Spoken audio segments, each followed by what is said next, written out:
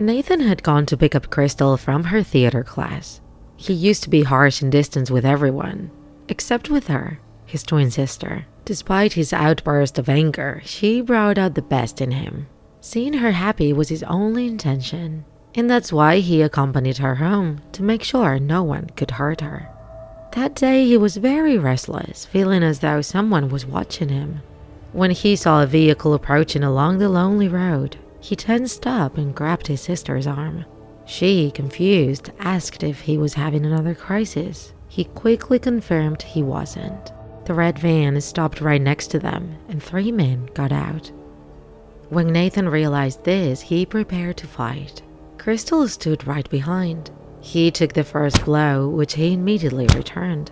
But soon the other 2 men joined in, so there was little he could do to resist. They threw him to the ground, managing to separate them and put them in the van. Once there, another punch left him stunned.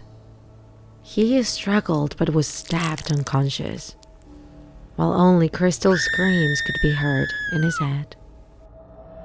He woke up in a cold, dark room, which seemed to be a crumbling basement. Broken pipes rang along the walls, and the air was filled with the smell of mold and filth. That's when he saw the door, the only barrier between him and rescuing his sister. He tried to think calmly, but the voices he heard made it impossible to focus. "We can sell her," they said. He knew exactly who they were talking about. Suddenly, he heard footsteps growing closer. Desperately, he looked for something to defend himself with, but finding nothing, he did. Several men entered the room. He lunged at one of them, demanding to know where she was, but got no answers. Despite fighting with all his strength, he couldn't overpower them. Nathan, now severely injured, was left with nothing but the sound of water dripping from the old pipes. Despite the exhaustion and bruises, his mind was fixated on one thing: his sister, saving her. Slowly, he managed to get to his feet, groaning in pain. This time, he directed his energy towards the door, pounding on it with his fist again and again. But it was a futile effort. Exhausted and aching, he stopped to catch his breath. The dripping sound from the pipe seemed louder, almost echoing now. He tried to block it out, but suddenly he thought he heard it scream. Covering his ears, he froze. The thought of his sister pushed him to stand again. Could it have been her? He pressed his ear to the door, but heard nothing beyond the relentless drip of the pipes. Anger surged through him, giving him strength. He resumed pounding on the door, ignoring the protest of his fists. He was like a wild animal trapped in a cage. His body eventually gave out, and he collapsed, unconscious. When he came to, every inch of him was in agony. "I'll get out of here and kill those bastards," he muttered, a determined grin spreading across his face. Desperate, he tried to drink from one of the pipes, but immediately spit it out. It tasted foul. He slammed into it with his body over and over, but it didn't budge, not even a dent. Meanwhile, the dripping sound from the pipes knocked at his sanity. The cycle of trying and failing repeated endlessly, and the results never came. After a while, thirst worn out, and he begrudgingly drank the disgusting water. The dripping stopped. For a brief moment, Nathan thought he saw the door creak open, but it was nothing more than a hallucination. He also began hearing his own voice talking to him, as if it were someone else. Then suddenly another wave of rage surged through him.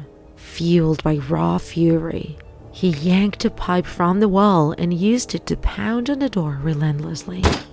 And he did it. He won the battle. He broke through the door and ventured into the dark hallway. When he saw another door, relief washed over him. Finally, he was going to save his little sister. But a voice brought him back to harsh reality. "I had to kill her," a man said, his tone casual, even amused, as he spoke to someone else, showing no remorse. Nathan began to tremble, and tears streamed down his face. All his efforts had been for nothing. Everything was lost. Suddenly, something clicked in his mind. "No, it cannot be true. It's a lie," he told himself.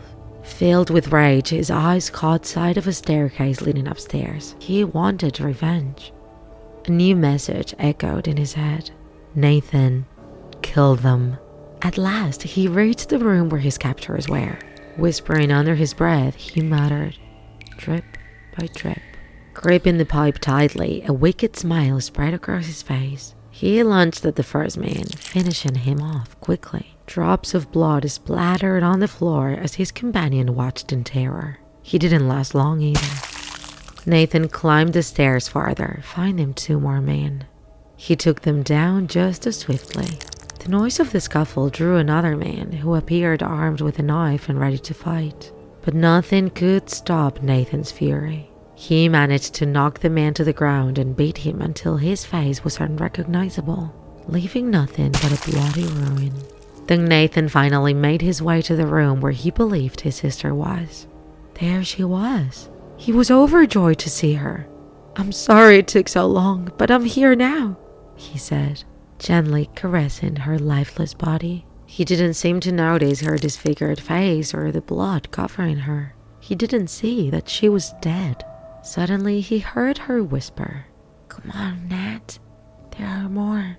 And he replied, "Yes, I have to save you. I'll kill them all.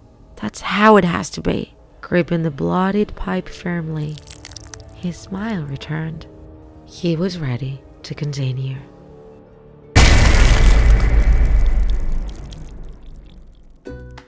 If you enjoyed this video, don't forget to like it. And if you want to see more Draw My Life videos, subscribe to our channel. See you in the next episode!